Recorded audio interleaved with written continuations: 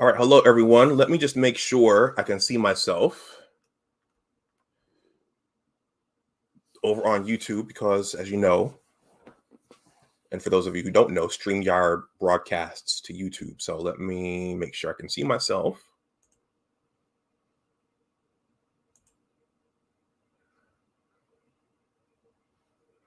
Yep, it's live.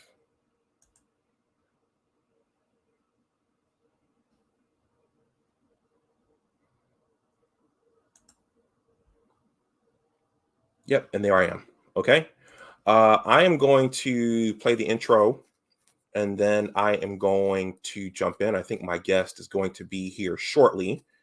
I ended up starting a little bit later than I wanted to, but I had something to take care of here.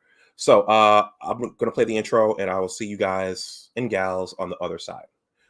Please hit the like button if you're just coming in.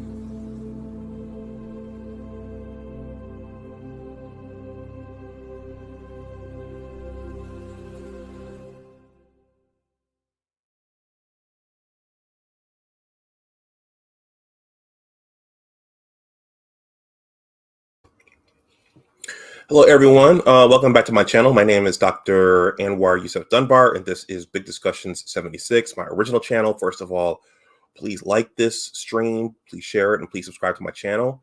And that goes for you as well if you are watching on the playback.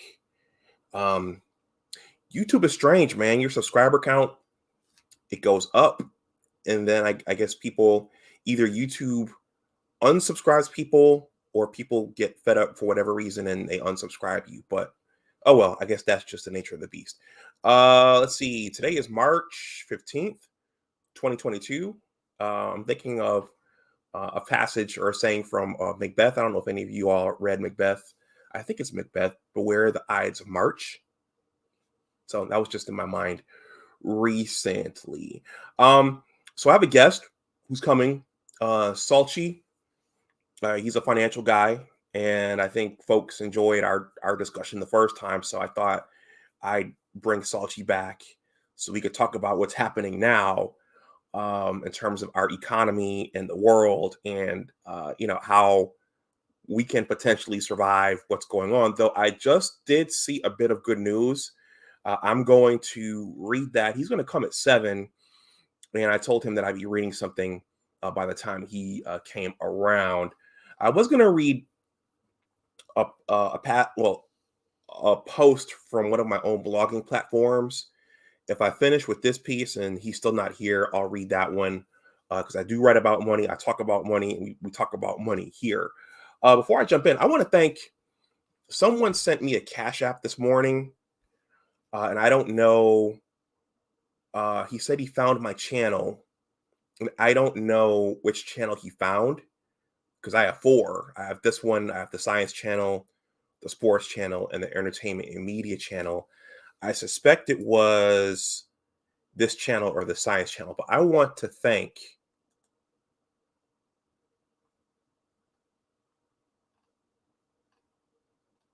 Well, geez, where is it?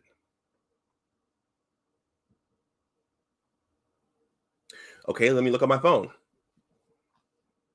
I can't see this in my Gmail for whatever reason, though. Oh, James Williams. I want to thank James Williams for the generous Cash App. I do have a super chat over here. If some of you all want to super chat comments to me and Salchi when he comes, you're welcome to do that. Also, if you want to make a donation via Cash App and PayPal, that information is here if you feel so inclined. Please consider joining the Big Words LLC Newsletter. As you guys know, I'm a writer and a YouTube content creator. In addition to my 9 to 5, I guess you could say this is my 5 to 9. This link is below. There's a greeting. The subscribe button is right there at the bottom. I intend to send this out monthly. I want a few more names. Almost there, but please consider joining. I am working on a book project, The Engineers, a Western New York Basketball Story. That's one of the things I'll be talking about in the newsletter. And I also have a promotional essay that I'm getting ready to publish probably tomorrow on the late Cliff Robinson. For all of you basketball fans out there, maybe some of you remember Cliff Robinson. He went to UConn. He was drafted by the Portland Trail Blazers, and he was about 6'10". If you remember the 1992 NBA Finals, the Bulls versus the Blazers, you remember that iconic stretch where Michael Jordan hit three-pointer after three-pointer after three-pointer, and he ran up the court like this. Like, I don't know what's happening. I don't know why I'm hitting all these three-pointers. If you see the Portland Trail Blazer in the background, kind of looking on, like, I can't believe this is happening, that's Cliff Robinson. So he's from my hometown. He's one of ours. He's from Buffalo. He went to Riverside High School, my mom's alma mater. And in the interviews I did for my book, Cliff Robinson's name kept coming up. So I wrote an essay on him. So Dr. Dunbar has a lot going on. What's going on, Chaos Rain? I see you spelled it right that time. Okay. With that, Salchi said he'd come around 7 o'clock. So let me read this. I was going to read one of my own pieces, but this just showed up on my computer, and I think it's pertinent to all of us. How much are you guys paying for gas out there? In Northern Virginia, over the weekend, regular unleaded was about $4.03 per gallon, and I like to put the mid grade on my car, so I was paying $4.50 per gallon, which is, well, it can get worse. I know they're paying more in California, but when you're used to paying less than that, that's a lot. Okay, here we go. So I did a live stream on this last week. I was watching CNN, looking for some coverage on what's happening in the Ukraine. Of course, my heart and prayers go out to those people in the Ukraine. We're not getting bombed here. We're not getting displaced here. We're not refugees. But I was looking for coverage on that, and CNN broke the story that the Dow was up on some preliminary news that oil prices were down. So this article, I just saw this in one of my browsers. So I'm going to read this, and Salchi should be along pretty soon. So this reads, U.S. gas prices dip as oil drops below $100 a barrel. Okay. And this is from CBS News. Americans can expect a measure of relief for record high gas prices as oil recedes to less than $100 a barrel, analysts said. The United States crude benchmark fell 6% Tuesday to $96.84, down nearly $130 a barrel last week. I'm sorry, down from nearly $130 a barrel last week, its highest level since 2008. Oil prices are falling as Russia and Ukraine leaders reportedly discuss a possible ceasefire, according to investment bank UBS. So there is talk of a ceasefire between Russia and the Ukraine. What's going on, Sheed? We here. Good topic on Sunday. And yeah, good topic. She's doing a lot of good stuff over on his channel. The move reflects easing fears of further supply disruptions based on ceasefire talks between Russia and Ukraine, UBS analysts said in a report. There were also indications that while energy companies in Europe continue to avoid Russian oil, India has bought discounted Russian crude, potentially mitigating the hit to global supply from import bans in the United States, the United Kingdom, and Canada. Gas prices are now declining slightly in several U.S. cities, and the drop should appear soon at more service stations around the United States, according to Patrick DeHaan, head of petroleum analysis at Gas Buddy. It's only, I think this should say, it's only a matter of time before we sink back under $4 per gallon, below the $4 per gallon average, as long as these levels hold, he tweeted. That would mark a significant decline from the average of $4.32 a gallon Americans have been paying for the past 2 weeks, up 84% from only a month ago, according to Gas Buddy. Some states, including Alaska and California, are paying average prices as much as $4.73 per gallon and $5.75 per gallon, respectively, according to AAA. The higher prices have further strained the wallets of U.S. families who are already grappling with rising inflation. For the most part, oil prices are in lockstep with gas prices. As oil rises, so do gas prices at the pump.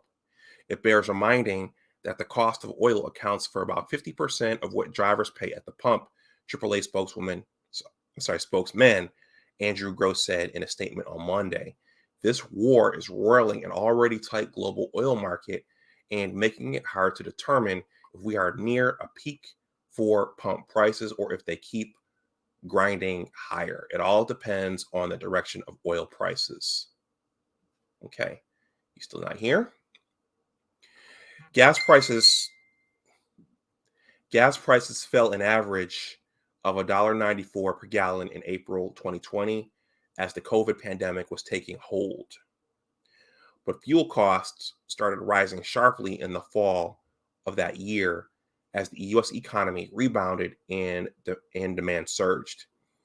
By December 2021, gas had jumped to $3.40 per gallon, while the fiercest inflation in 4 decades pushed up the cost of everything from food to rent. Okay. Oh, Alonzo, the All-Star advisor, is here. What's going on, Alonzo?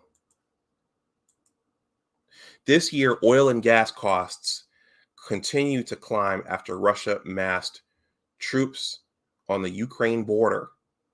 Prices exploded higher after Russia launched a major invasion on February 24th, amid concerns that the conflict could disrupt global crude supplies and trigger economic sanctions. Prices rose further last week after the United States announced a ban on Russian oil imports. Russia is a major exporter of crude oil, accounting for about 12% of the world's supply. Any disruption to those exports is likely to drive gas prices higher for consumers almost everywhere. Despite the pain at the pump, a recent CBS News poll found that 63% of Americans said they support the Biden administration's sanctions on Russia, including the ban on Russian oil, even if it means gas prices must climb. Well, how about you guys? What do you think? Are you guys willing to pay higher gas for what's happening over in Eastern Europe? Let me know what you think. And also, what price at the pump are you guys paying in your localities? Let me know. Okay. Let's see. My guest is still not here, so let's see if he said anything. Nope, nope, nope, nope, nope, nope. So we'll just be a little more patient. Yeah, let me know what you guys are paying. Right now in Northern Virginia, yeah, it was $4.30 per gallon for the for regular unleaded. But I like to put the plus or the mid grade into my Kia, and so I was paying about the last time I paid about $4.50 per gallon. And I've been I haven't been driving it a lot since I got back from my father's um, birthday visit to where he lives. But I've been trying to make sure it stays up above half. I think my mother told me that most cars burn gas more efficiently if you fill it up. If you don't let it go below half, you pay less if you don't go below half, something like that. Yeah, let me know what your gas prices are where you live. Let's see. Still waiting on my guest. So I am going to read this piece right here from my blog, which is a financial literacy piece. And all this stuff is interrelated. I mean, I'm an advocate of budgeting. I'm an advocate of spending wisely, but for that amount of money, for that fixed income, even if you make six figures, you're still on a fixed income. And if you exceed what you make, you're going into debt. So, if you're budgeting for a certain amount for food, for shelter, for transportation, for clothing, or whatever.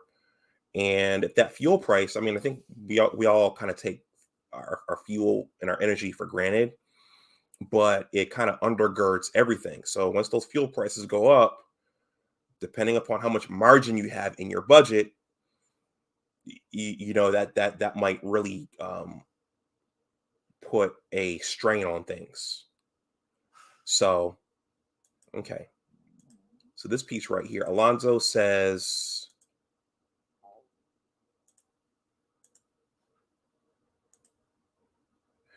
the most I've seen here in Connecticut is $5.13 for premium. Okay. Let me see how long this is. Let's see. I just published this. This is a longer one. My guest is here, so I'm not going to read this one.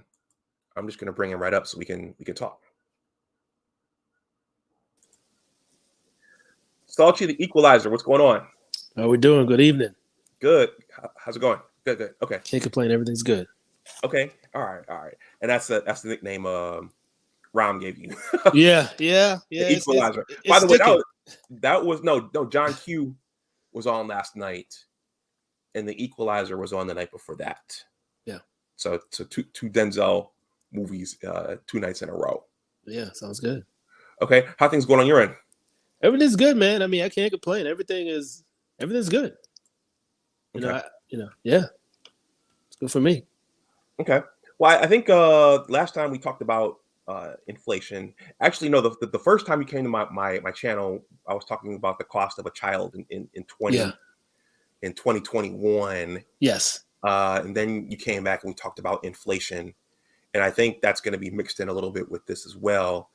But before we jump in, you can go into as much detail as you like, or you keep it as like which sector are you in? You're in the financial sector. Yes, right? Particularly currently right now, commercial and industrial.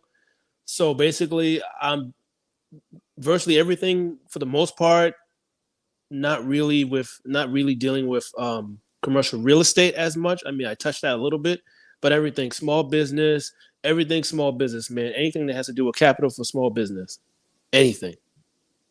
I mean, the cranes you see that go up to build things, equipment to build roads, all that stuff. I mean, everything commercial. Yeah. Okay. So business. You said small business or small business, and anything that has to do with capital when it comes to yeah. small business or commercial and industrial. Yeah, Okay. yeah. So from your vantage point, you and your colleagues, your peers, what are you guys looking at in terms of the current financial situation? What are you guys looking at and thinking? What are you guys talking about? Well, I would say the first thing, things actually picked up the last month and a half, Hmm. which is normal. Yeah. Obviously, I'm sorry. Picked up in terms of Just productivity. I mean, obviously with the virus, all that stuff, things are very volatile.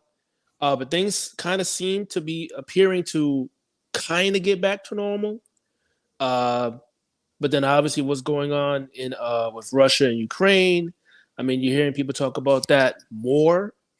Um, but at the same time, I mean, business is still moving for now because on the consumer end, or most Americans, they really don't understand. They don't understand energy. They don't understand energy. They don't understand finance. They don't understand business, tax, all that stuff. So there's a massive lag. So for me personally, I'm kind of just waiting for hopefully when people actually get it. I mean, typically when that happens, when the average person gets it, it's typically too late. So I mean, I don't think we're there yet. We're nowhere near there. The only thing is that things are kind of in the air with exactly what's going to happen again with Russia, basically. I'm not concerned about any like a nuclear war. I mean, that's like so 1980s, realistically. Plus, I mean, if you're going to be nuking everybody, I mean, you have no control. Who are you going to control?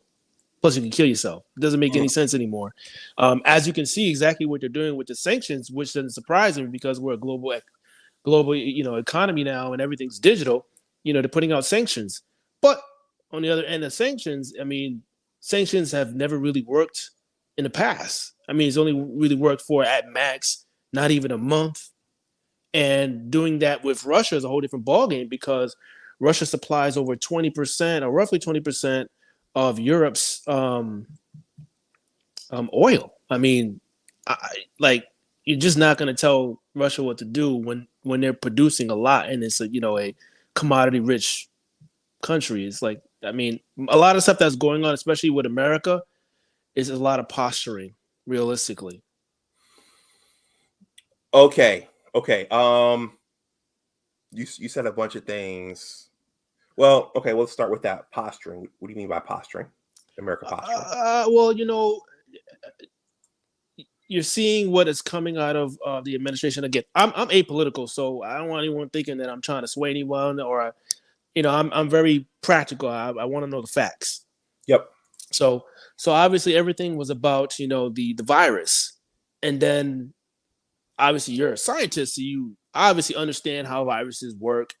And with the Omicron, I mean, it was showing the signs that it was being more, it was weakening in that sense. I mean, that's how viruses work, especially after 2 years.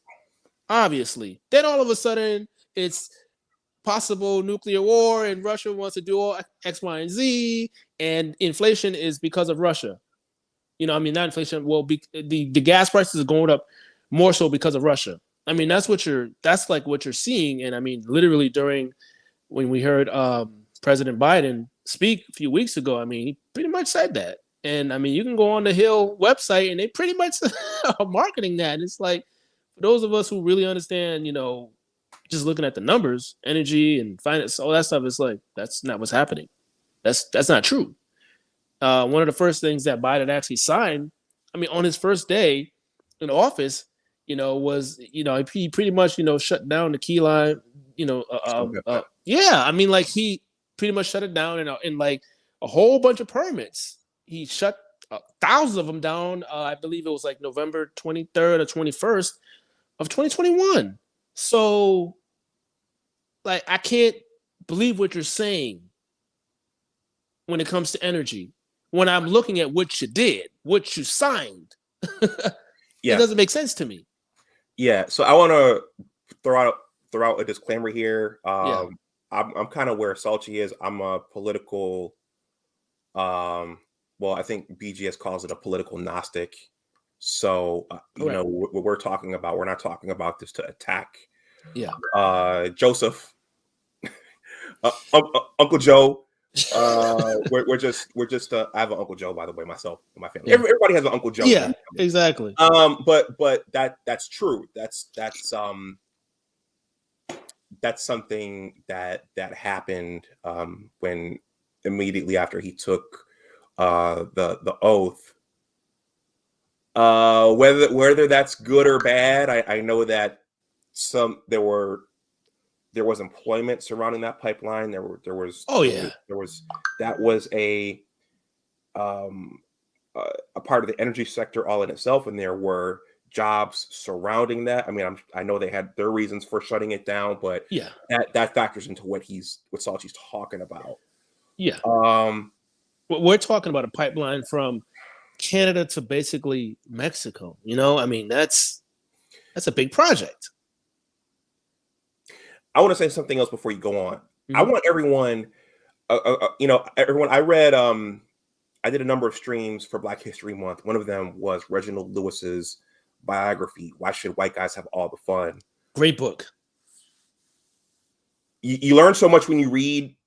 I'm sure I heard this term before, but a term that's forever etched into my mind now is the fourth estate, which is basically the media complex. And so Salchi a couple of minutes ago said, we were worried about the contagion. I'm careful with the words now because you don't know.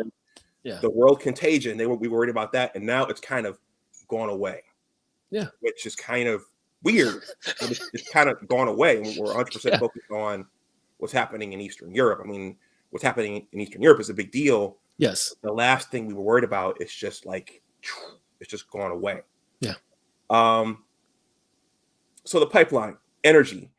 You said a lot of Americans, I'm assuming that's the context you were talking about, don't understand energy. What did you mean by that? And I saw your Instagram post the other day. You want to talk about that and talk about what most that's Art Berman. He is a geologist. He's been doing it for 30 plus years. So he's a scientist. And he tries to give you, he gives you the facts. And as you know, you try at your best to take your opinions out of the way.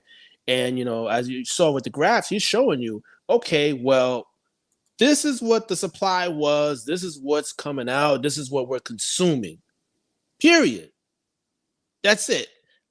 And then he's telling you, okay, well, this is what was occurring. Actually, even before it's 20. So around the end of 2020, actually, the what was being pumped out, the numbers were actually declining because obviously consumption was going down. So that's another factor that you're not hearing coming from the Biden administration. So that's one of the other issues that has occurred. So then 2021, he signs, he shuts, the Keelan, pipeline.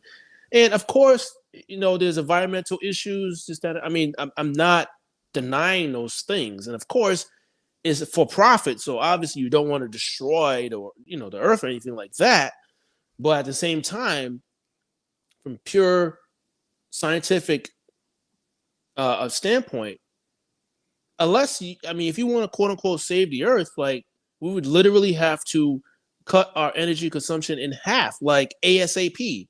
And it's never been done ever with humans or any other mammal. It's just never been done, period. That's reality. Those are the numbers. So people want to continue living the life that we're living now or have a more prosperous life, which most likely will mean, more energy. But then at the same time, they're talking about these alternative energies, which combined don't even equate to oil. So it's just the science right now. We don't have the tech. Will we ever have the tech? I'm sure we will. I'm 38. I don't think it's going to happen in my lifetime. Personally, I can obviously be wrong. I don't think so. Not at the rate where you're hearing the administration saying, "Oh, it's going to happen by 2030 or 2035, something like that." Nah, we're not even I mean, we're not close at all. So consumers don't understand these things. So they don't understand that the fact that the price of oil, the reason why it has gone up again is basic supply and demand. And then remember what we just did. Or our government just, dumped a lot of, currency into the market. That's the other thing that occurred. So, I mean, we have all these factors going in, and that's the reality. This is not blaming.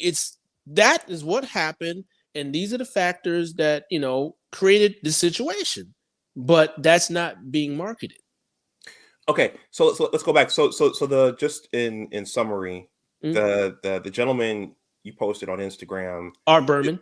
Art Berman, his argument was that the the yields were low, right? That the amount that they were. Well, he started all the way back in 2020, at the end of 2020, and the reason why he started there was because he was saying that the production was already lower at that, because I mean we had shutdowns. So obviously, why would you pump a lot more oil and lose money and lose investor? I mean, it just doesn't make sense. It doesn't make any business sense. And then they started opening things up. So then obviously demand just jumps up. But the way how they market how oil works, you don't just flip a switch. If you, I mean, especially if you turn production off, we're talking weeks or months. People don't understand that. That's how long it takes. Forget about putting new rigs online or actually finding new oil. Forget about all that. I mean, just turning it on and off takes weeks. Okay. Yeah. Supply and demand. It always seems to go back to supply and demand. Yes. I was going to say the other thing that they're hearing now is, at least the media has been putting the narrative out there that billionaire gas, the owners of companies, they're making money hand over fist. They're profiting off the average Joe's back, and all these different things, as opposed to supply and demand. Well, it's easy to do that because most people can't read a financial statement. Mm-hmm. So if you can read it, oh, wait a minute. Oh, this is what it is? And then when you start hearing these people talk, it's like, that's not right. You just know it. I can look at the U.S. I can look at, their financials. I can look at any state's financials. I don't care what these politicians are saying. I mean, I'll hear them out after I look at the facts. And then obviously the larger the margin from the facts and what they're saying is how much I'm going to listen to them more. And most people don't do that because it takes, as BGS typically says, it takes work, and you got to read, and you have to continue to monitor these things because it's constantly changing for various reasons. Mm-hmm. So, if you hear someone who, especially people in stocks, when they say they're in the market, yeah, you need to monitor it. And if you don't for even a few days, depending on how you trade, it could be a few hours, a few days, a few weeks, even a few months, you're out of the market, aka you don't know what the hell is going on, period. Mm-hmm. And common person just they don't understand that.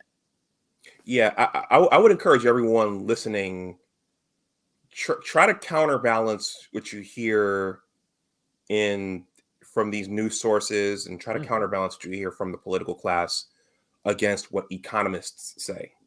Yeah. Because the economists, they usually, I mean, they don't spin things. They get right down to the financial laws. They tell you, no, this is what's happening. They're not involved in spin. So the other two groups I just mentioned, they're often involved in spin, and smoke and mirrors. So I would encourage folks to listen to what the economists say, and folks from the financial sector like Salchi. Yeah. you have some disagreement here in the chat. James says, uh, salute, and I disagree about things getting back to normal. He says, Oh no.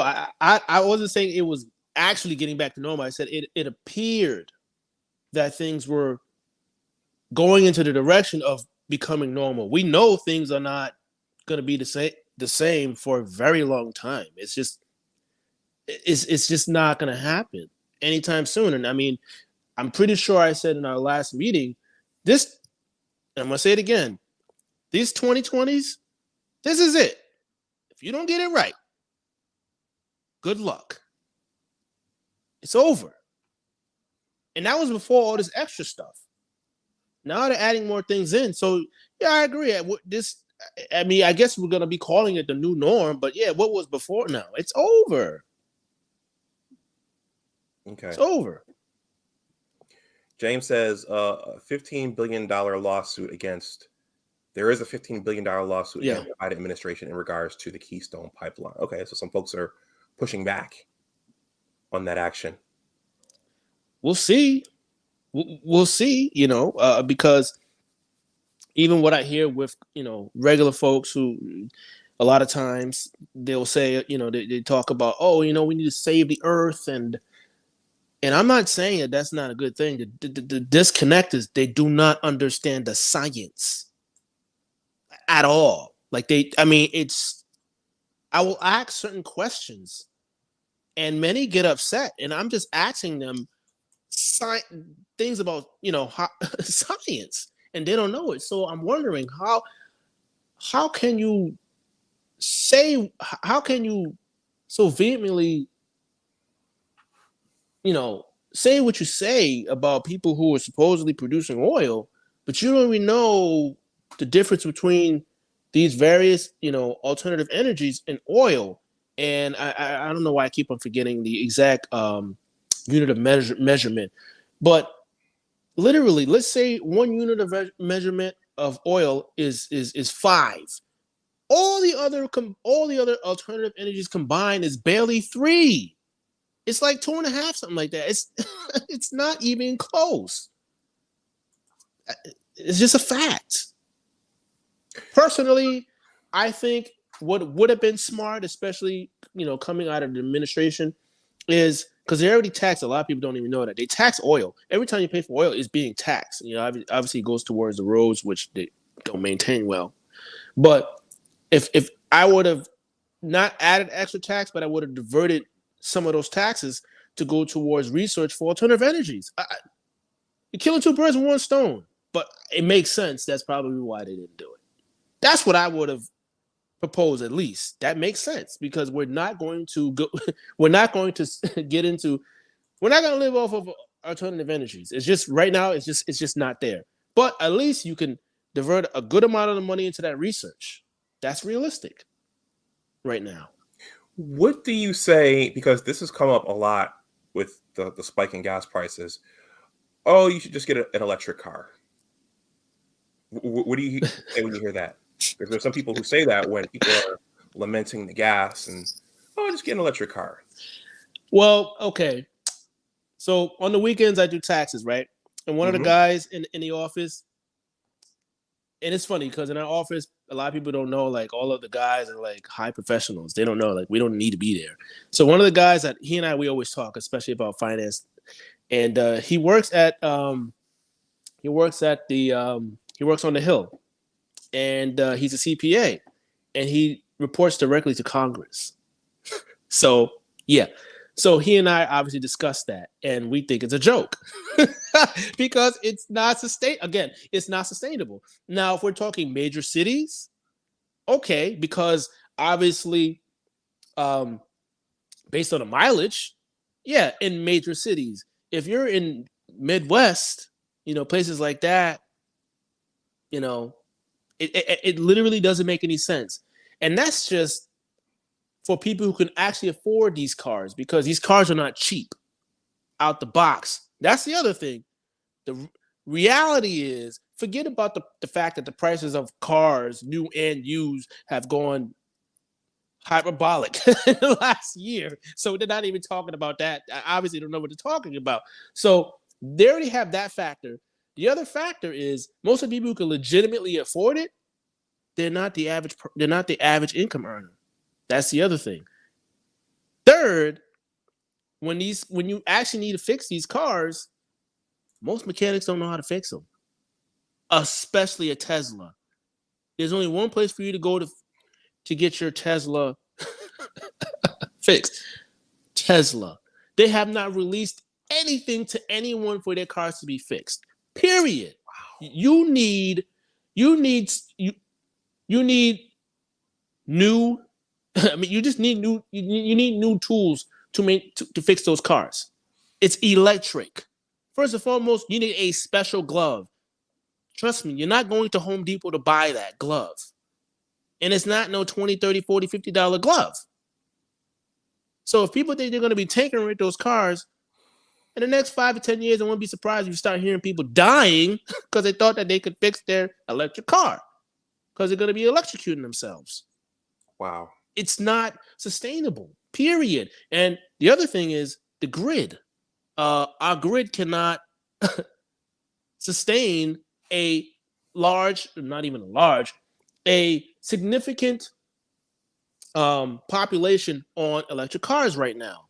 It's just people, again, they don't understand the science, they don't understand the tech, and then they don't even understand our infrastructure. It's not feasible right now. It's just a fact. And I know a lot of people get upset, but it's just a fact. So if we really want to, I think for things to change fast, we would really have to go back to like World War II efforts. Like seriously, we would have to be on that level of shutting factories down and diverting everything to this focus. Okay, then I can see it happening in 5 years. I mean, not obviously being all electric, but yeah, if we did something like that, okay. But it's not happening.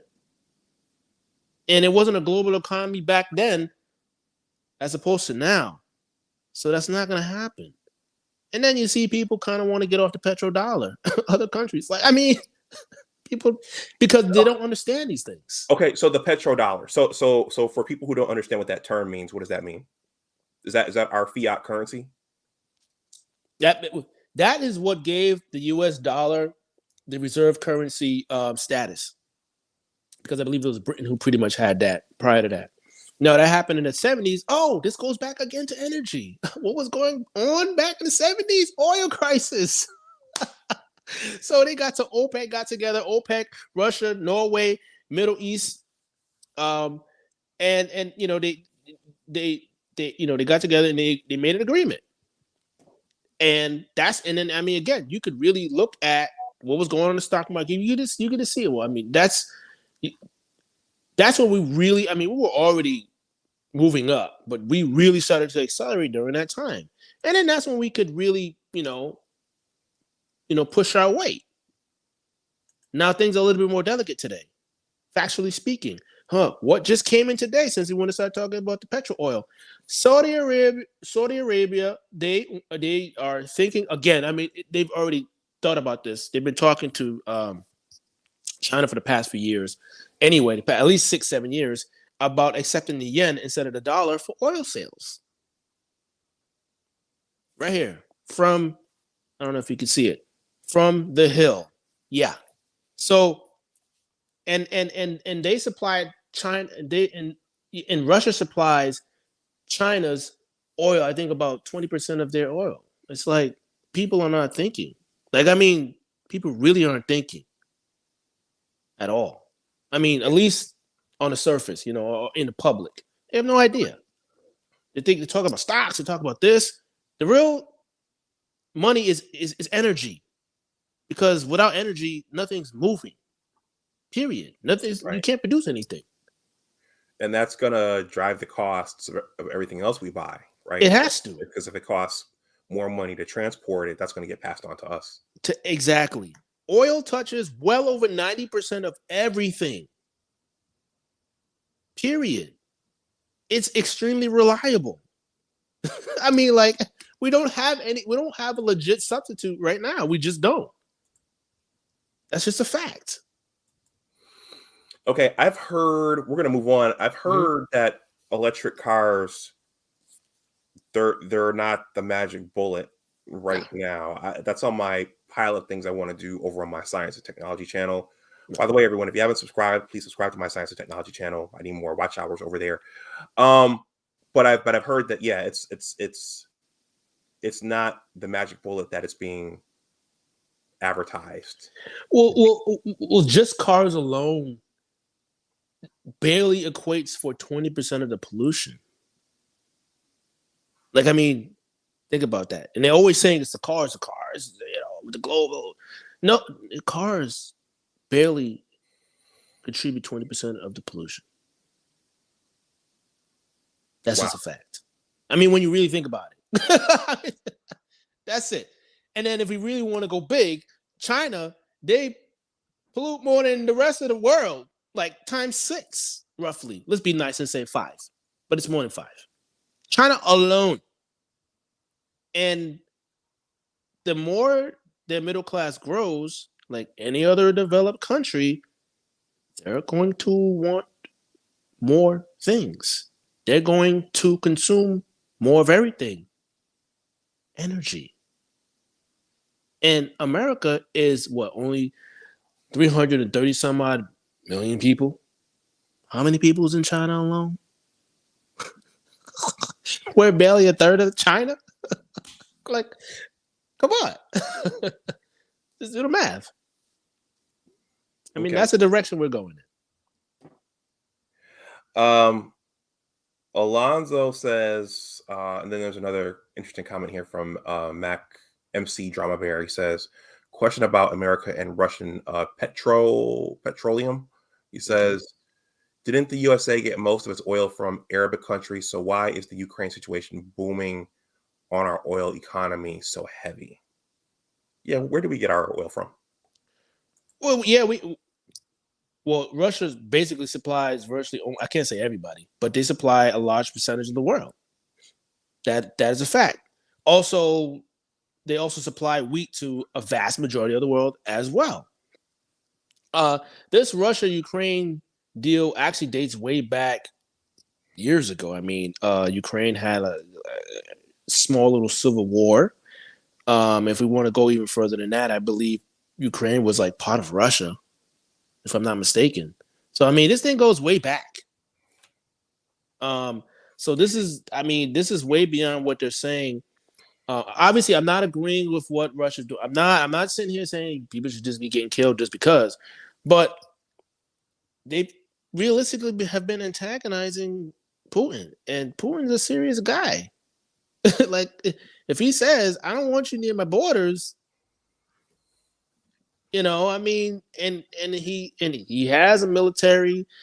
They have a lot of, commodities. I mean, the guy can, you kind of gotta listen to him. And they've been antagonizing him near his border, basically NATO, in other words, America. So what you're not hearing is right prior to him actually going in to Ukraine, America pulled out. But they were saying, oh, there's a possibility of nuclear war. I would have taken that serious if America didn't pull out. Why did they pull out? Okay. I mean, I'm just saying, that's what happened. What I would say is because before I went to go visit my father, I found a lot of really good historical videos, symposia, speeches from historians on that part of the world. That's all I'm going to say about that. But yeah. There are a lot of good talks here on YouTube about that. If you want to go research that for yourself, it's just like Salchi said, this goes back decades. Yeah, this goes back decades. So,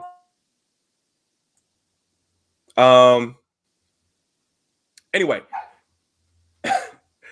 Salchi, hey everyone, if you have questions for Salchi, go ahead and ask him. I have to take care of something here. Hold on. Will I be able to see the questions? Can you see them? No, because I'm on the. Where would I? Oh, Is it in the chat? No. Where would I go to see the comments? Okay. Nope. I see it. I found them. Can you hear me? Yeah, I got some guests in here. So yeah, so go back. Yeah, so go back, and there are a lot of videos here on YouTube talking about what's happening. It goes back years. Let's see. So what's let's move on to inflation, and then we'll wrap up by talking about what people can do on the ground level to kind of weather this whole thing. I was thinking, even going back to the Obama administration, there was talk of inflation back then. So is it true that all of this is due to the printing of more money? It's not one of the presidents per se, but it's the Fed printing the money and just expanding the money supply and all the stimuluses and those things? That's correct. Obviously, virtually every president always refers to the previous president as this is why we're in this mess. I'm sure some parts are true, but it's almost never the full truth.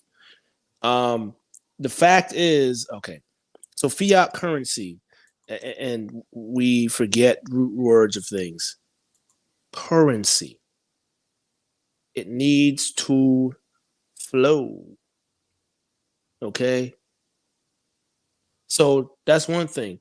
The other thing is inflation really it's really created because they put currency into they borrow currency into existence. That's really where it is. Now the issue is, even before 1913 and taxes and all those other things, there was always inflation, but it was very small, and it wasn't anywhere near as volatile as the way it is now. Now it's very volatile because we are putting a lot of currency into the system without production. So there has to be a lot of inflation. The question is, where is the inflation going to hit, as we talked about last time? So right now we're seeing it hit energy, and guess what? Energy touches everything. So everybody's going to get hit. The difference is how much money you have, how much money you earn, and what type of assets you have. That is what's really going to determine how you weather the storm. The average person, they're going to get hit hard. And it's always been that way. It's just that people just don't learn. When things get good, people forget. Mm-hmm. And we had low interest rates, which encourages more credit creation. We have interest rates so low for so long, like we just forgot about reality. And guess what was going crazy? The stock market. And people forget the stock market is the stock market. It's not Main Street. And here we are. So people who don't understand the difference, who don't understand real finance, who cannot read financial statements, they're going to get financially murdered. This is why I keep on stressing. This decade is it. This is why I say that. Going back to what I told the audience about, listen to what the economists say. There's another channel that I listen to. His name is Anthony Davies. He's a professor of economics at Duquesne. In one of his podcasts, him and his co-host, they said that when the government can't borrow more, when they can't borrow more money, they just print more. Yes, I'd never heard that before, and it's kind of scary because it's like, why don't you just control the spending? And what's even scarier is that none of them are talking about it. They're just, of course not. And again, this is not to attack President Joe, but he talked about so many things. This, HBCUs. Even talk about HBCUs. Of course, all these things. Russia, HBCUs. Just, dude. What about the economy? What about all the printing, the money printing? What about the deficit? What about none of them are talking about that? That to me, that's kind of scary. As a politician, they're actually doing their job. They realize what works.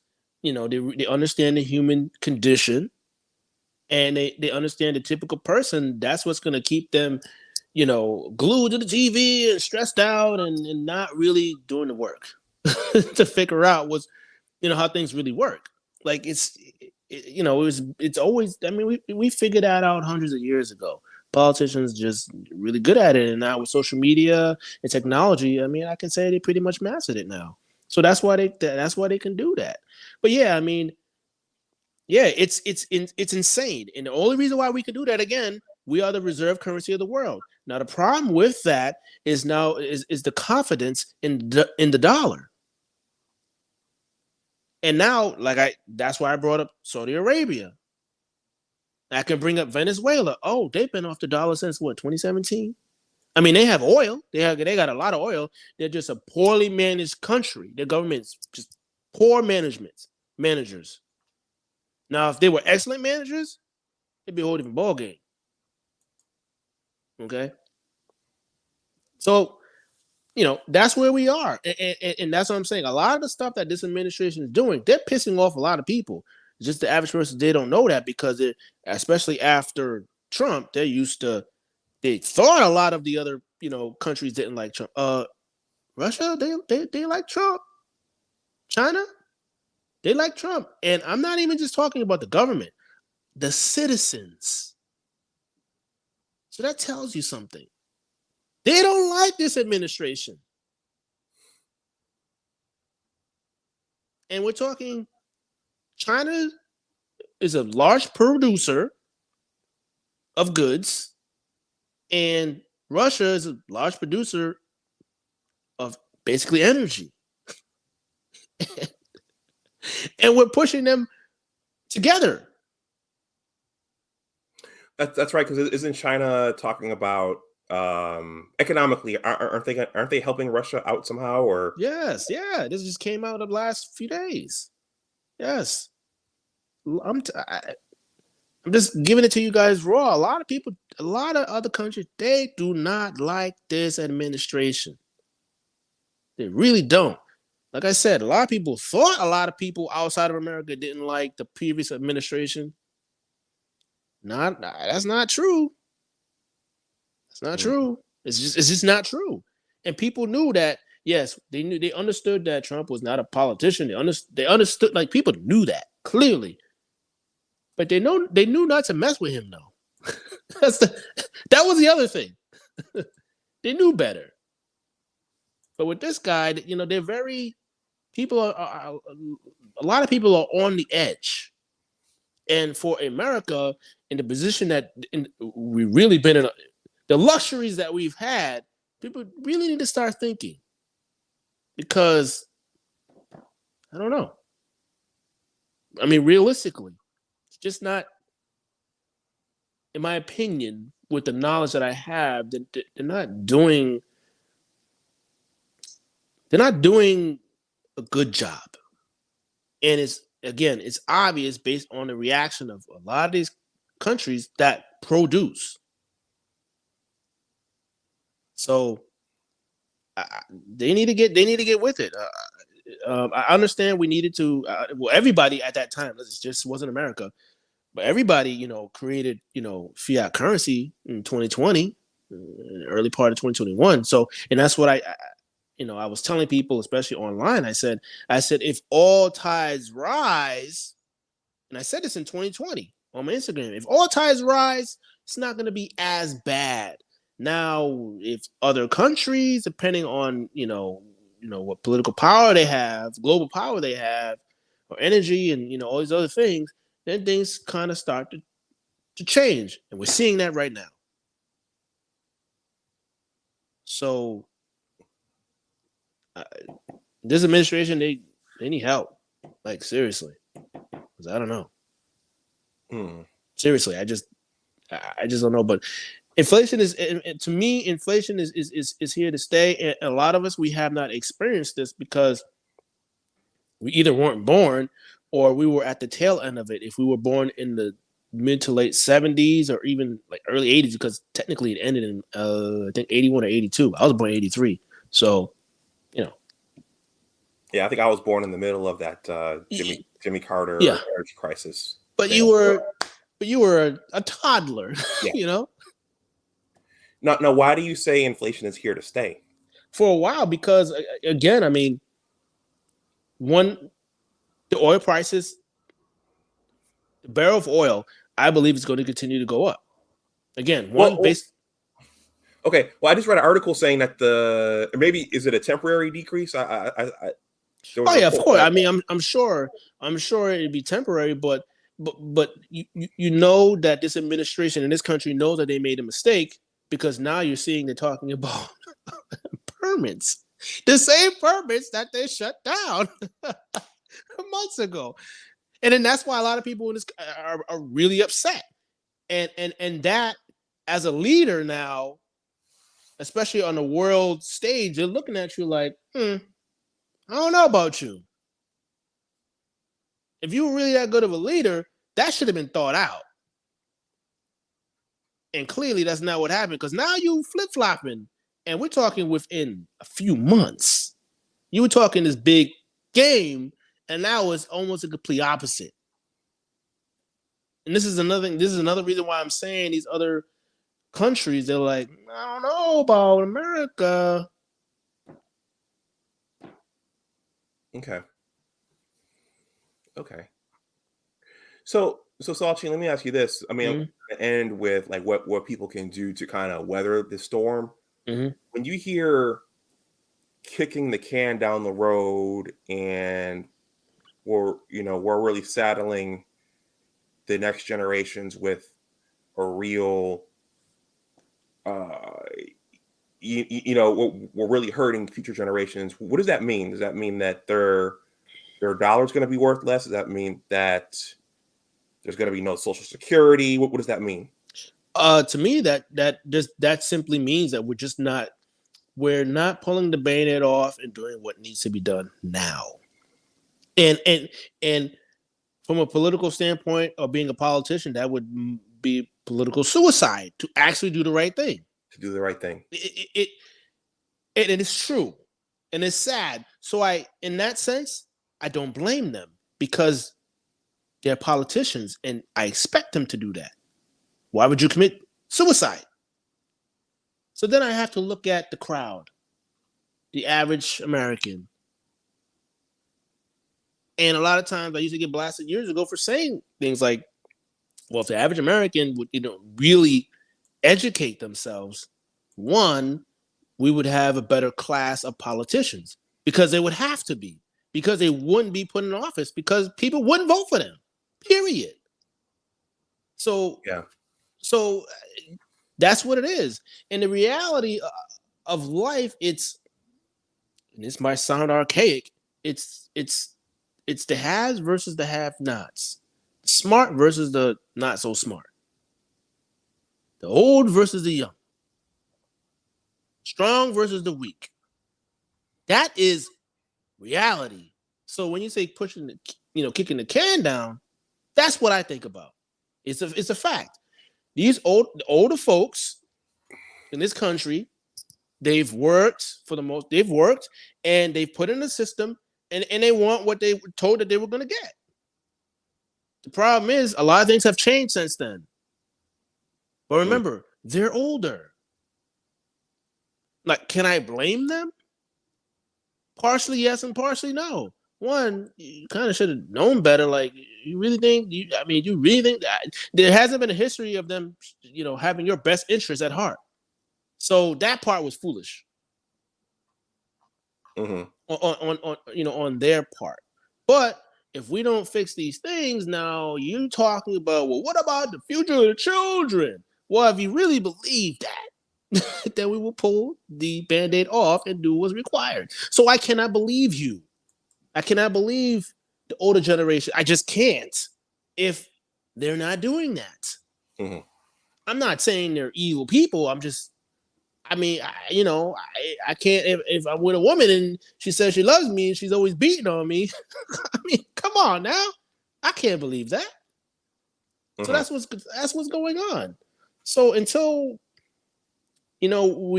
this country gets out of this everybody gets a trophy mentality and arguing over pronouns, we don't get off of that. I mean, we're gonna lose, and we're losing right now, and people don't see it.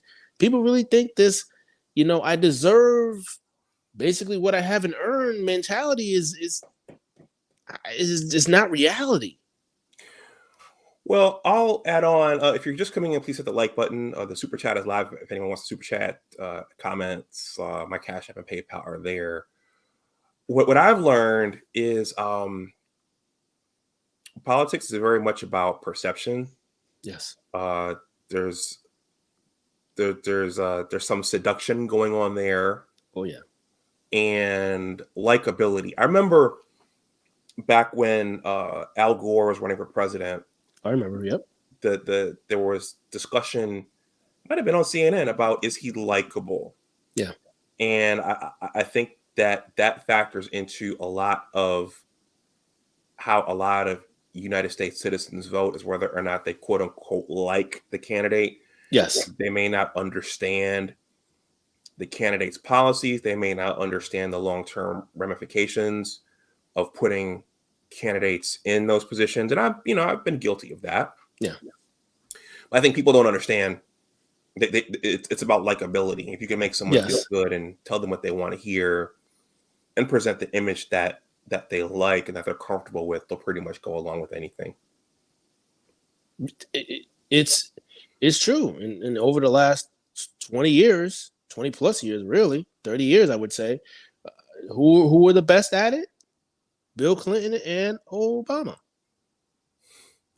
I mean, I can't think of anybody who were better than those two guys. Like, I just can't.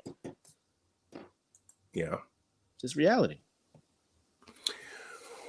What so your prediction is that we'll continue to have elevated gas prices, and things that weren't so expensive will become expensive for a prolonged period of time. What can people do in the meantime, or what would you advise people to do during something like this? Or if anything? If anything, one, I wouldn't get too emotional, because obviously it's easier said than done, but that's when you really start making a lot of poor decisions. So, I mean, I have to say that first. Next thing is, it's going to hurt. You're going to have to learn finances. Like you have to learn it, period. Or else, I mean, you're spending depending on whether you went to school or not, or maybe you're in the trades, forget about the money. You spent X amount of time learning whatever, skill you've acquired. Then you're spending X amount of time to make money to survive. And then we're talking years or decades. I'm just talking about surviving. Forget about thriving.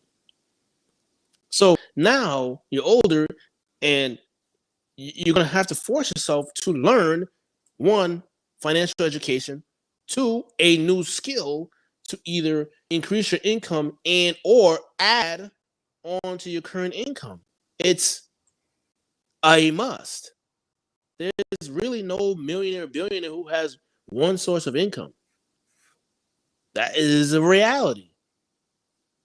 Now, because when I talk about these things now, some people say, well, everybody can't. That's right, everybody can't do it, obviously. So make sure it's you.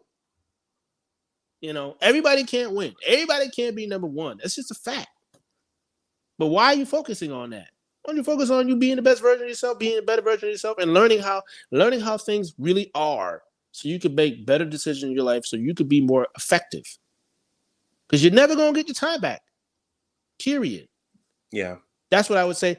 Obviously, the next thing I would do, expand and consolidate your network. We're human beings. We're social, and we're creatures of habit. I don't care who you are. People affect you. So you better make sure you got some high-level people around you. And how will you attract and or continue to be around those type of people? You have to be one. You know, it's. I mean, Dr. Dunbar, you've played basketball, you've balled, you know how it is. I mean, I ball, I play football, I play basketball. You know, I mean, yeah, you can go into other tribes or the sports, but like, you know, your boys. I mean, especially if your team was good. I mean, yeah, you got that's your mentality needs to be like that. And I understand people, you know, always want to supposedly attack the rich, but the rich are doing what every rich and wealthy, they're doing what everybody else is doing. Realistically, I mean, they're just playing the game different, but on a social level, they're playing it at a higher level. That's all. Yeah. Well, I'll tell you what, I'm going to read off. Well, speaking of that, yeah, I mean, they're reading, they're learning, they're up at night doing extra things while other people are watching TV. Yes. And to remind myself of some things, I have some notes here on the wall. Yeah. This is from one of Robert Kiyosaki's books. This is the 5 financial intelligences. Making more money. You talked about that. Yeah. Protecting your money. Yep. Budgeting your money. That's a bad word right there. Yeah. Leveraging your money and improving your financial information. Yes. So those are all extra steps that someone has to choose to do. Yeah. Besides just going and getting whatever their paycheck is. Yeah. It's going to hurt. Okay. Again, I see financials all day at work, but then on the weekend, I'm doing taxes. So I mean, I'm seeing everything. And I'm having conversations, especially when I'm doing taxes with these people. And I see, especially in this area, I see many people that come in, they're making 100-some thousand. They don't know jack about money. I mean, it's like, and I'm 38, and the vast majority of them got some time on me. And quite frankly, a lot of the stuff that I give them is way more than I get paid. I don't even have to do it. Literally, I'm just looking at it like, oh my God. And sometimes I tell them, I probably shouldn't be doing this, and realistically, it's some financial planning, and I should be getting paid a whole lot for that. But I tell them, all right, do X, Y, and Z. Here's the source. You can do that. Read this. I tell them, do this. Because quite a few of them have come through. They've either moved or they work in. They've moved from, especially either Virginia to DC, from somewhere to DC, and for whatever reason, people don't know jack about taxes. So guess what typically happens? Their withholdings aren't being distributed to DC. I've seen so many people who owe DC taxes because they don't know this. First week I did it was this young guy. He was actually in his 20s, a psychologist. He owed DC over $2,000. Thank goodness he wasn't foolish with his money because he had to pay. Right, he had to pay. We're talking, IRS. I mean, like, if you don't pay, you're going to get penalties and then interest on the penalties, on the balance. Excuse me. Yeah, and you will not get your refund. Well, a lot of people don't understand, and I don't know why, but financial literacy it's not a sexy topic. Only a few of us like to sit and read about that and learn about that. Yeah. A lot of people don't understand that a part of your wealth building strategy is managing taxes. It's managing your tax burden, figuring out how to start a business so you can deduct things, making tax deductible gifts. Of course, your money has to be in order for you to be able to make tax deductible gifts every year. But people don't understand that that's a major part of your financial strategy. If you don't understand the basics of taxes and the basics of credit, you're not going to make it. You're not going to make it. I don't care. You can sit here and make 200,000, 300,000. Oh, I've seen it. 400,000. Don't mean anything. Yeah, you're making that kind of money. How much are you bringing home? And then what are your expenses? Because some people get a little funny when they start to make what I consider decent money. They didn't go out here and start on social media doing all this stuff. And to me, it's just real funny. I mean, it's sad, but it's funny. Mm-hmm. They think they can afford this type of car and all this other stuff. And it's like, no, that's not even how the rich and the wealthy move. A lot of these guys, when they purchasing these cars, especially if they buy it outright, they probably did it from investments and or stock market profits, which less than 10% of people actually make money in the stock market. So that tells you they're not stupid. They're not stupid. My first week doing taxes, this guy came in, and he's a computer engineer. I forget what he was, but he makes about 150. Do you know what his losses were last year from trading? What? It was about $120,000. Wow. Yep, navigating tax. Yeah, a lot of folks don't realize that. Don't know. You're going to get taxed differently if you're trading versus investing. There's a difference there's a difference between trading and investing. My mentor had to explain that to me. Short term, long term. And the tax burden is different if you're trading versus investing. Correct. That's one thing. And then you get taxed differently. The worst place from a tax standpoint is to be an employee. That's the worst place. You don't get anything. They got rid of that back in the late 80s. Yeah. And really that really only touched a small percentage of the population because it was mainly the professionals who were making a lot of money. So again, and this is why I always harp people need to be in the top 10% of income earners. This is why, because, and I've said it before, since I think 75, 76, the only people who really had real rates up until recently, obviously, because of the, what we've just experienced, the average person actually was not seeing a real income increase. The top 10%ers were. Everybody else, no. Again, they don't know anything about finances. They can't read the numbers. I mean, they feel it. They don't understand. Oh, even if you make $5,000 extra next year, or 10,000, what bracket? How much more tax are you going to pay? That's one. And two, they're forgetting something else. What will the dollar be worth? I mean, I'll give y'all a website. You can go on CPI. You can what's the website? Because I know I wrote it down somewhere. But basically, you can get the CPI, and this is by the government, so the numbers are extremely conservative. But you can just compare. Look at your paycheck, your recent paycheck, and then compare it to your recent paycheck last year. You put last year's figure in, and you put this, and you put 2022 for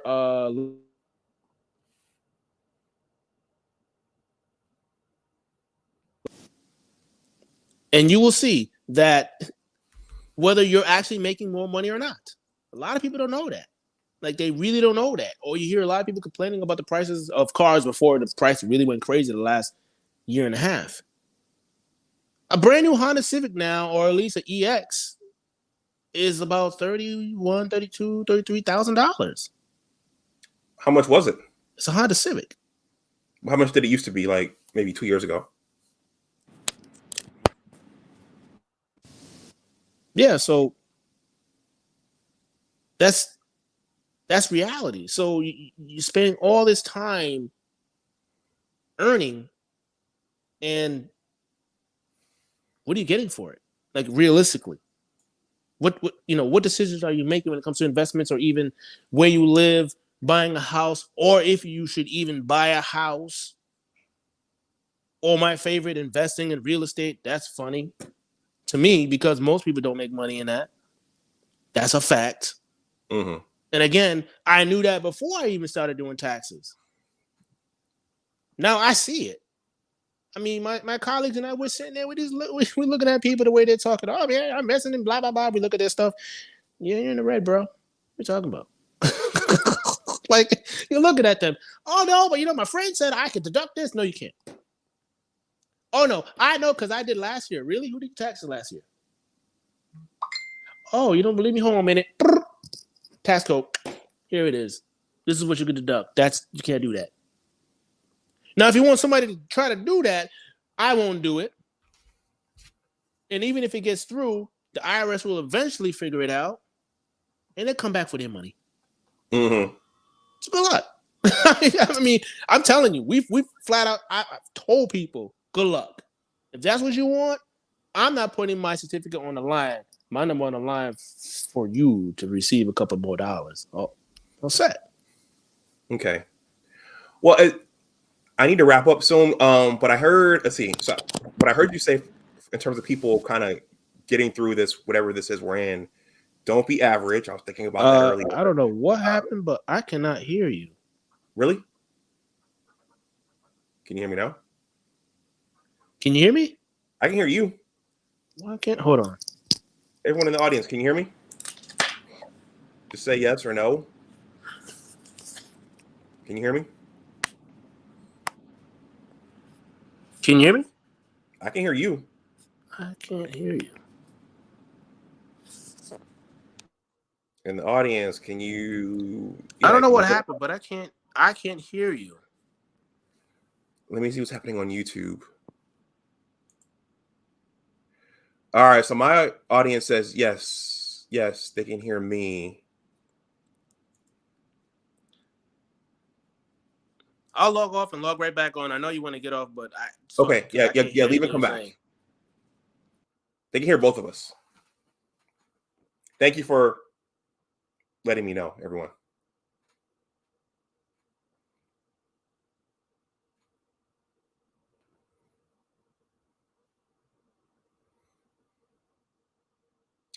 I hope everyone's having a good week so far.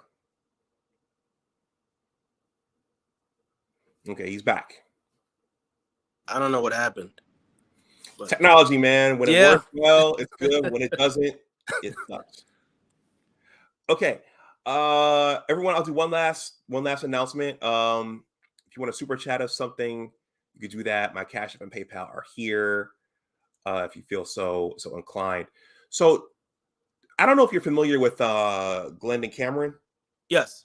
Okay, I listened to his videos. Very entertaining. He's a funny guy. But he created a video not long ago saying he actually did a looked at the stats in terms of what the citizens in the United States make, and a large number of people don't make more than what, 30 or 40,000. No, that is fact. That's a fact. The average person, and I got my figures from, I forget where he got his from, but I get mine again, obviously from IRS, because I consider the IRS the bookkeepers of the country. The average person, and I obviously I don't know the new numbers, and it's not even 44,000, but I'll be nice and say it's 44,000. The average worker makes 44,000. Okay. Gross, not take home. Gross. Okay. Wow. Yeah, exactly. Big difference. So, and this is why I tell people, like, if you understand these types of things, then you can, but at least for me, budgeting is very easy. I can explain it in like a minute. It's based off percentages, period. In my opinion, at a minimum, there's two minimums that I tell everybody you really need to get at, and obviously some people get upset. One, you need to be at 200,000+ so you can be an accredited investor, SEC status. You need to be there, period. If you want to really get into like oil and gas, right now you can't. Oh yeah, you can get some ETFs. Good luck with that. Next thing, you need to save. You need to save half your income, period, and or whatever the average consumer or household expenditure is, which last year was 61,300 something. I forget. So if you can save that, just do the math. Do the math for 5 to 10 years. You have more money than 85 to 90% of people. Period. Just doing that for 5 to 10 years. Mm-hmm. That fast. Forget about 401k. You gotta put money in for 40+ years. Like, but people, again, because they don't understand finances, they don't understand these things. Now, if you get married and you two are doing these things, oh my God, the things you can accomplish in 5 to 10 years, incredible. And the tax code. I mean, yeah, I don't even want to get into it. Like, we could do a whole stream, and maybe we will, because marriage, it's kind of developed a negative. Well, depending upon which circle you come from. That's right. There's a lot of social engineering going on. Yes, but a lot of people don't understand a lot of people understand the dangers of it, but they don't understand the benefits of it either. Oh yeah. So One example, we had a couple.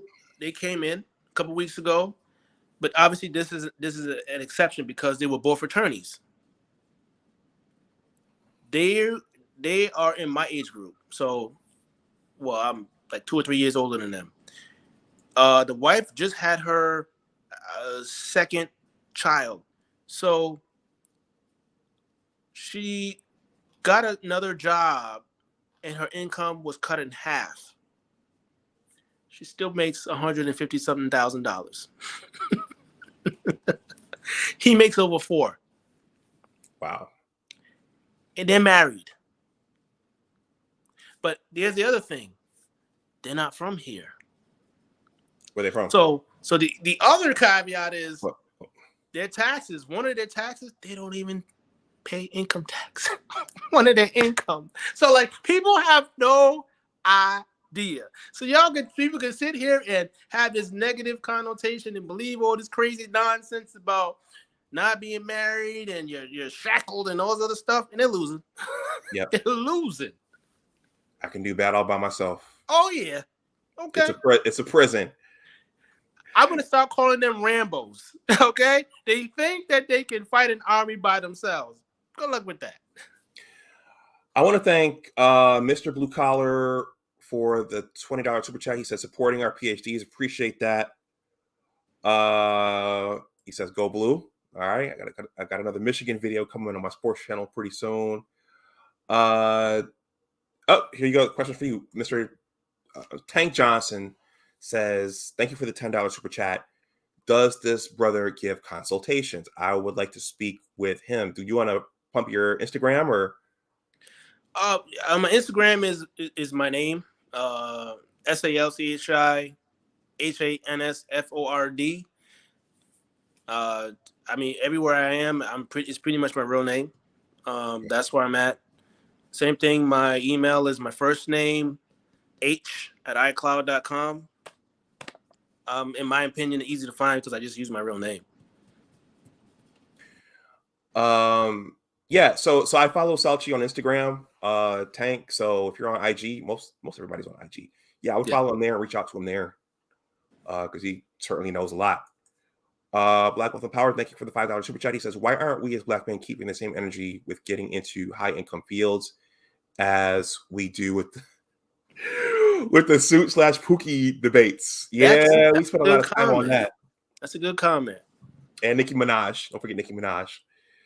It's entertaining.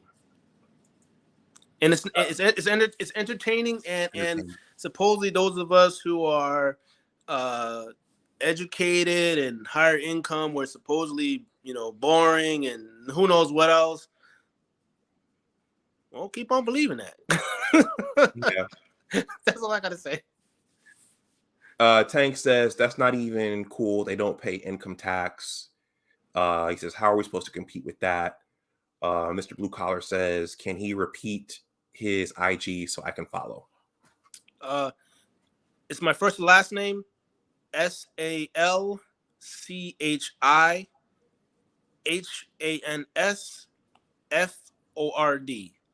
Yeah, and Salchi posts, like he posted a breakdown of what's happening with the oil. Again, on Instagram, well, the Instagram models, of course, they're going to get all the attention, but not everybody recognizes the importance of that, and not everybody pays attention. So he's posting game, he's posting stuff for us to watch and learn from, but not everybody's watching and saying, okay, this is important. It's important. Folks are thinking about Instagram models and this is what I had at brunch and I'm hanging out on the beach and those kinds of things. I'm gonna give some reaction to what Tank said about the income tax in the married couple. You know what? In my family, again, it depends on the culture and the family. You said they're not from the United States. Yeah, that's not surprising. But what I will say is that in my family did not really break down the financial benefits of getting married. It's just something that you did. Yeah. When you meet that person that you fall in love with. Yeah. But it was I have an African buddy. He's from, well, his folks were from Nigeria. He grew up in New York City. But I remember during my postdoctoral fellowship, we were sitting on the bus and he started talking about the financial benefits. Yeah. And I never heard that stuff because depending on the family you come from, no one's talking about that because they don't know. Yeah. You know? It's, and I can tell you, I mean, I come from a 2-family. I mean, like that's normal to me as well. But even going to college, and I can tell you, especially my accounting teachers, they were all women. This stuff that we hear on, the manosphere, they weren't about that time. Oh, first time I heard marriage is a business came from a woman, accounting teacher. Period. Yep. Married, happily married, 2 kids. She had her own business, and she was teaching accounting, and she and her husband were investing in real estate, like legitimately investing in real estate. Yeah. Like, okay. I mean, like people don't, and you don't notice because people, people, they're not in these circles. So it's so foreign to them. Yeah. But no. And no, she was very attractive. So don't believe all that. Oh, they probably look from, nah. A lot of these women, I'm telling you, man, it's people don't know what's really going on. Well, my mentor, he introduced me to the concept of, and again, we're not thinking like this. Well, those of us who come from my background, many of the folks in the ADOS tribe, we're not thinking. We're thinking, I'm going to keep my place, so I can go home when I want to. Ladies are thinking, I got my place. I ain't moving no man in with me. My mentor introduced me to the idea: get married, you move in together, you save one income for a year, live off the other income. Then you guys got $100,000 saved up. Simple math. But that requires 2 people kind of agreeing to do that, which is the hard part. Yeah, and obviously the environment here is Independent, massive mistrust. Yeah, but it's like you do understand we're going into this one direction. We can easily write out a contract with. We're paying we get our income taxes done professionally. So if anything hits the fan, it's so easy. Get the tax records out. Whatever investments we had is all documented based on the equity or if it went up or down, and we've been tracking it the whole time. There you go. You're done. We don't need to go to court, spend more money, waste time we'll never get back, and a whole bunch of emotional turmoil over what? To me, it's really that simple. So, I mean, even when I'm, dealing with a woman, I tell her that's how I function. To me, it's not hard. But it's hard for them to understand because that's not something they're used to. Mm-hmm. Yeah. And that's part of the danger of, the independent thing.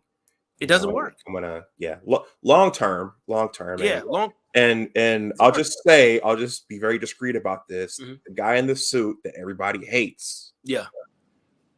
He talks about that. That's all I'm gonna say about that. Yeah.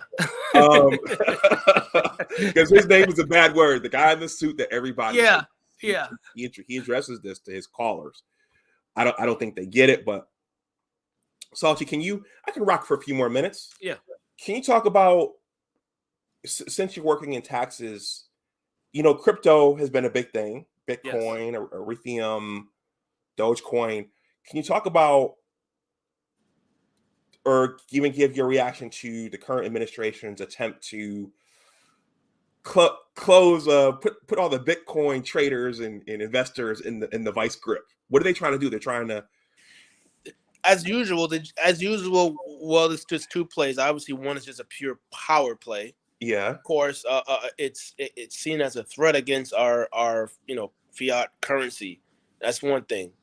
Or they may even also sell them as taxpayer dodgers.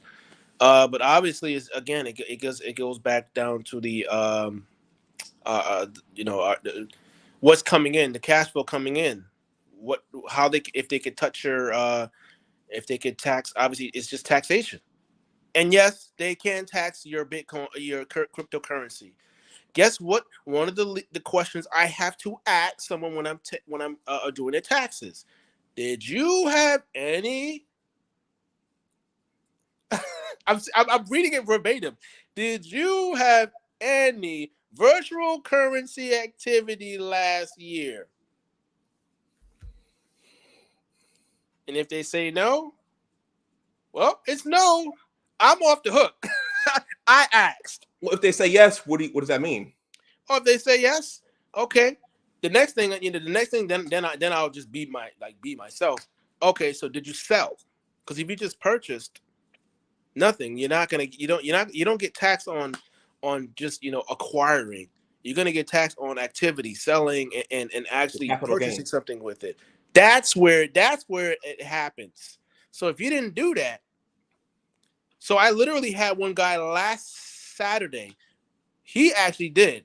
He had it, and he was like, I mean, he had some crypto I'd never even seen or heard of. Of course, he lost, and I was like, oh, I see why you got out of this. We were like joking about it, young guy in DC, and he asked me. He said, so what? He asked me exactly what that. He said, well, what would you do? What do you look at? I said, I just look at Bitcoin, Litecoin, and Ethereum. That's it. And guess which one he made money on? Ethereum. That's it. I mean, he had a bunch. The only one he really made money on was just Ethereum. And with the crypto, you have to look at the team, man. Just like a business, you got to look at the team, the management. That's how crypto goes. But really, the government's just looking at it as because they want to tax everything. People don't. I understand that they are managing society, but at the same time, they're enriching themselves. I mean, as you can see with Nancy Pelosi, they have insider information, but they can still trade in their own accounts. If we did that, that's insider trading. You get booked and shipped off. They don't. Okay. It's reality. Tank said, I'm not on IG. Ask him to put his email in the chat. Doc, please. Okay. Yeah, so I look at crypto, I look at it just like gold and silver. Okay, how about and this might be the last one. How about them going after the Cash Apps and the what do you call those? The Cash App, the Venmo, the Zelle.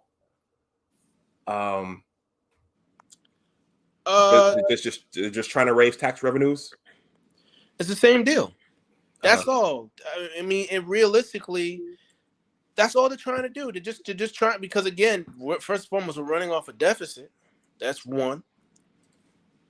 And two is just another power play. That's it. But typically, the people who are typically, using that, typically don't make a lot of money. Like, I mean, it's just a reality. They're just not. Like most of the people I know, or even in my office, I mean, they may do it, because it went on to eat. But that's the level that they're thinking about. It's like a couple dollars. They're not like spending over $600, because that's really what the government was doing. Any purchases over $600, or even if you accumulated for the whole year over $600, what they're trying to sell. The other thing they're trying to sell is just like with for drug dealers or stuff like that. Come on, man. That's not what's going on. It's not a lot of money. Okay. It's not. Well, I thought it was to crack down on the OnlyFans and that part of the economy that untouched. They were already talking about that before the OnlyFans came in, before that became part of the conversation. Okay, so you just threw that in the conversation, but you were already talking about this a long time ago. And if you really look at how money is taxed, right? Okay, so you get taxed. Just think about it. You have your gross income before you get it, especially if you're an employee. Before you even get your money, the government gets The government gets their money. Bing. So you've already been taxed. So now you're literally making purchases that get taxed again.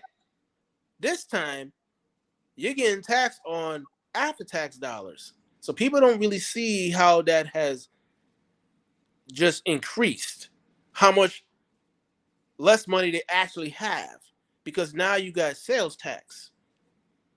Now you got excess tax. Now you got, depending on other purchases, luxury tax, convenience tax. like if you really break the stuff down, people don't know. Most of us really are, they're just looking at the income tax. Oh, income tax percentage, most people are like 12% or 20%. If you really boil everything down to your purchases, and obviously you would have to look at all your receipts, you probably most likely 30 to 50, even 55, really, tax, total tax on your income. Remember, most people only make 40, it's 43,000 and change, but I'll be nice, $44,000, and that's not take home. Mm-hmm. Well, I think that's a good segue into this super chat. Thank you, Black Wealth and Power. He says, what percentage of Black men do you think have 5K liquid in their bank accounts and they have access to? Let me go first. I'll say I don't know, but what I will say is that to do that, you have to decide to do that. Yeah. That's not easy to just stack that money up. You have to defer some gratifications. Yeah. You have to have some discipline, and you have to do things that other people are not willing to do. But maybe Salchi has a ballpark number. I don't know. Percentage. I don't know, because the average person doesn't even have $500. Forget about 5,000. So forget about Black man at this point. You know, I mean, it's just a reality. I mean, again, and this is why I say you just got to get your money up. And in my opinion, you really need to be above $200,000. Like, you really need to, like, you, especially as a man, you just really need to get there. Like, even I got a bonus. And where did I put it? In my Roth IRA. Oh yeah, and they taxed before I got it. Okay. So before I got it, and I made sure, I was like, are they gonna tax this thing or not? I said, regardless, it doesn't matter. I'm gonna put it in my Roth IRA. But if I'm not gonna be taxed, then I need to figure the tax out and put that to the side. And then, but when I got it, I was like, oh, they already taxed it? Oh, threw all of it. I just threw it in my Roth IRA. That's what I do. I try to function. I try to function on basically how rich and wealthy people think. Like, I don't want to have a lot of cash. I want to have enough cash, one, to cover all my expenses. That's one. And two, you want to have a little bit, like, you want to put it in like a money market account, something like that, for like when there's a crash. You know, I hear some guys, they say have roughly mainly 2 years, 2.5 years of expenses. Wow. Yeah. And they say that because typically during a crash, it's the people who are liquid. Well, the reason I said wow is because it takes effort just to save up 6 months to a year, but 2 years. That's right. Very, very few people, and this is, and I especially say this because people don't have a concept of they really don't understand income or money. Because especially nowadays, because of too much viewing too much social media. I'm telling you, most people are not in that position. Even high income earners, a lot of them aren't in that position. That's just reality. So if you can get yourself in that position, I'm telling you, it's going to be beautiful. Well, Salchi, here's the thing. I mean, I'm sure being in your sector, you've heard this. I was saying this on Sheed's channel on Sunday. Yeah.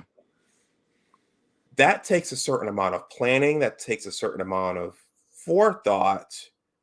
And one of the comebacks for that is you have to make some choices in your life at that point. Are you going to be alone for a while? Are you going to just kind of go your way for a while? Because one of the comebacks is, well, tomorrow's not promised. That's true. I'm not going to give up living today for,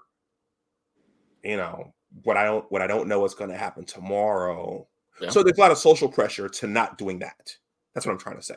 I get that, but I think a lot of that comes from a position of I don't believe I actually have what it takes, because they're thinking they're not thinking about they're not realistically thinking about expanding their income, because if you expand your income, you can do that. Like, I mean, you can legitimately do that if you. That's the whole point. The whole point of making more money is so you can do that. That's true. That's right. It's not so you shut everything down. You may have to a certain point, or maybe completely, based on your current situation. I don't know what that is. I don't know your income. I don't know your debts. I don't know all that stuff. So until you actually sit down, and very few of them actually do that, you don't even know that. Most people just blurt that out. Dude, you didn't even sit down and like do the math, like, for your situation.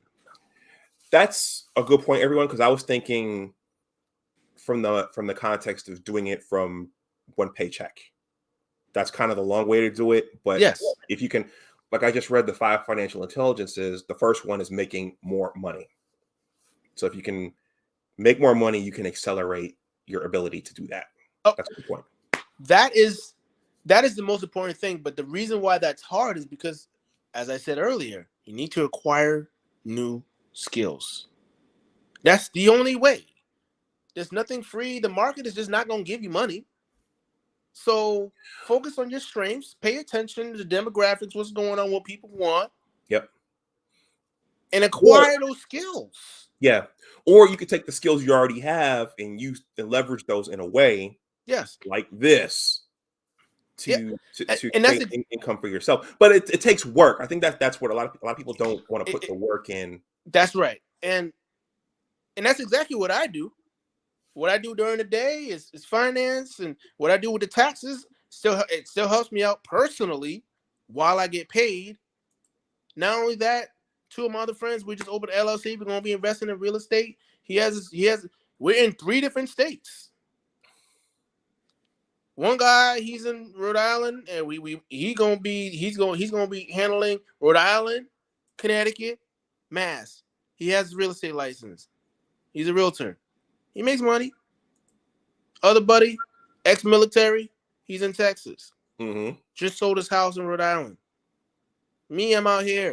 So I'm going to be dealing with the D.C., Maryland area. And basically all that money, I already told them. I said, I don't know about y'all, but I'm not spending any of that money. Whatever we make, I said, that money is just going into the next project, so the next project is bigger. And guess what? We have an unfair advantage. I do taxes, and I see big real estate deals. When I mean big, I mean like $80+ million deals. I've seen them. I know how they're structured. Do you know roughly the percentage of people who even in the real estate game who really know how to do that? Small single figures. And typically they're older men. And typically they're professionals, like a freaking attorney. So many of the guys that I listen to, they've been in the game longer than I've been alive. Mm-hmm. So I shut my mouth. Oh, so what happened during this, and what happened, during these times? Oh, it's so funny. You see a lot of these guys, they come in here, they make a lot of quick money. They didn't put enough down, or they didn't put much down. And then when the market turns around, they're bankrupt. Yeah, we've seen that 4 times in our lifetime. Yeah, we always know those types. No, we put 60% down. No, not 60. No, we put 30, 35, 40, or in this situation. Now we never really took a hit. No, I got my team, blah, blah, blah, blah, blah, blah, blah. And you walk right by them not knowing this dude. Some of these guys are lending out millions. Like, people have no idea. So I just get in that mindset, and then I just adjust. Like, yeah, energy, all that stuff has gone up, but my usage is the same. I got all my lights on in here. I got my heat on, 78 degrees. Nothing changed. Okay. I'm not going to be purchasing a new car. The car I got, it has 144,000 and change on it. Oh, I maintain it myself. Oh, it's not a German car. I own a German car before. Most people can't actually afford them. Trust me. I was when I was in Rhode Island, and Mm-hmm. that's why I probably got stopped a lot. Young black dude, yeah, everything's in my name. Yeah, car paid off real early. How he do it? Must be illegal. Nah, had my own small business, paid it off quick. Mm-hmm. People have no idea what's going on. You're gonna have to sacrifice.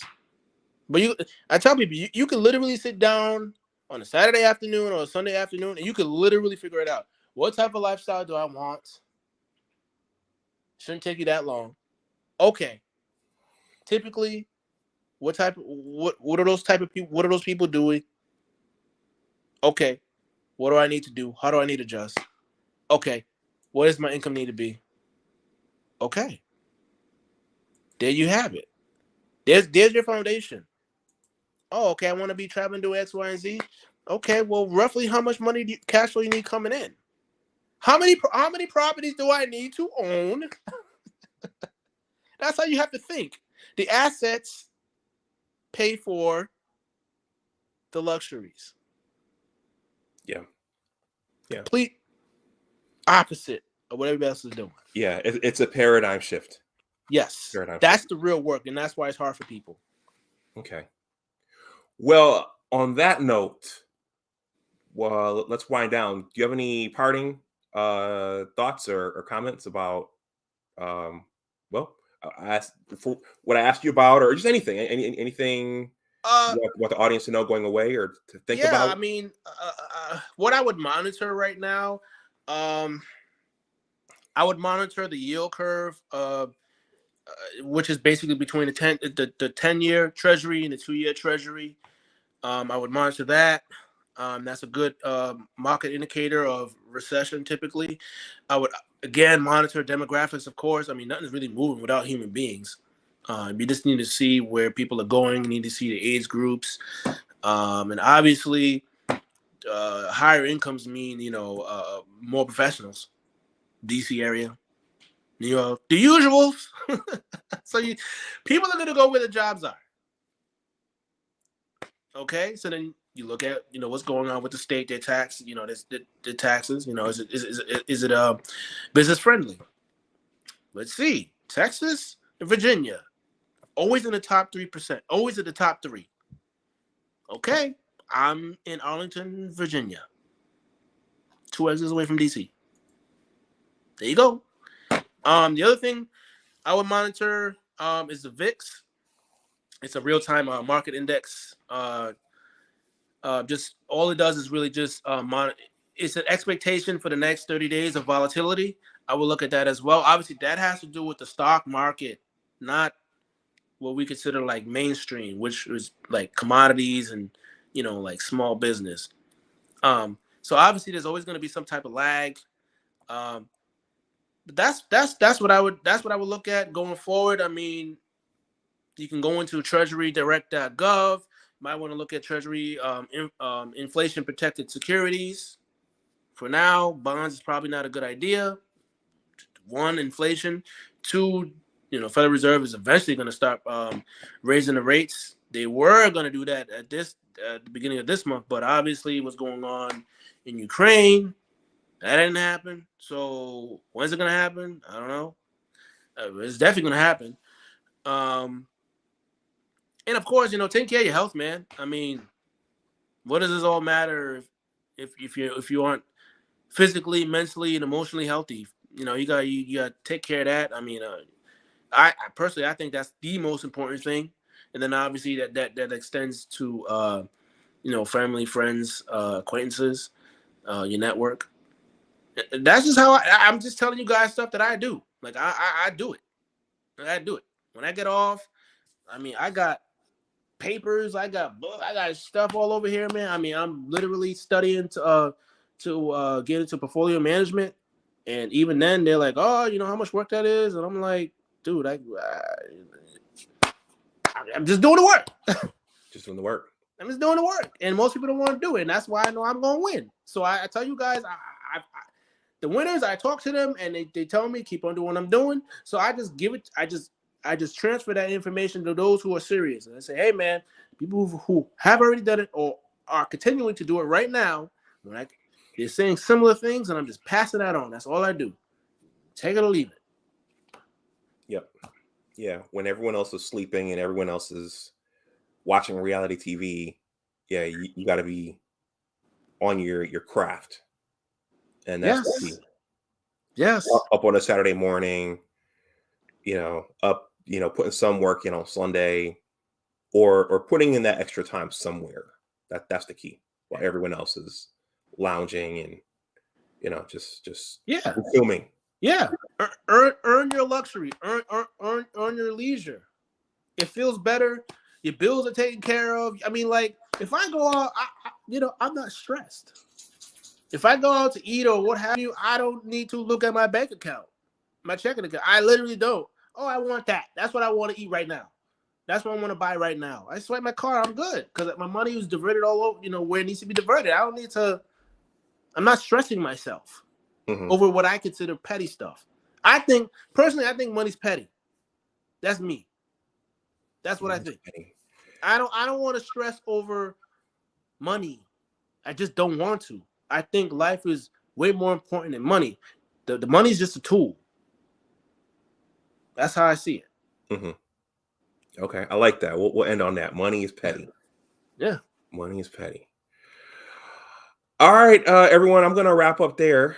So thank you to everyone who watched. Thank you to Salchi for coming and lending your expertise and chopping it up with us about the current economic climate and what to do and where things are going in the foreseeable future.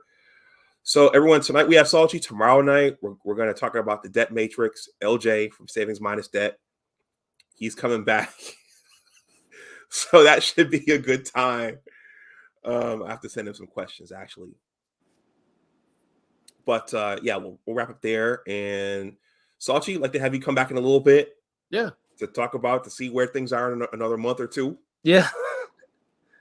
But everyone, if you're on IG, I will follow Salchi. Watch some of the videos he posts and take a step back from what you're hearing from the mainstream media complex and the political class, because they're telling you things from a certain angle and in a certain context, and the money people, the economists, the advisors, the financial experts, they're going to give you a different spin on things, and a different take, oftentimes one that's more grounded in reality. So I would listen to guys like Salchi. So on that note, everyone, enjoy the rest of your Tuesday night. Let me just plug these one more time. If you haven't, please consider joining the Big Words LLC Newsletter. This goes right back to what me and Salchi were talking about. I don't have to do this. I don't have to be a writer outside of work. I could just work my day job, but I'm not content with that. Please consider joining my newsletter. The subscription button is at the bottom. I intend to send this out monthly, and also I am close to publishing another promotional essay for my book project, The Engineers. That's here. I'm going to be talking about that in the newsletter as I get closer to completing it. But look out for another promotional essay on that. So please take a look at those materials. And with that, please like, share, and subscribe. And as always, remember that your attitude determines your altitude. Take care, and we will talk to you the next time. Bye-bye. I'm going.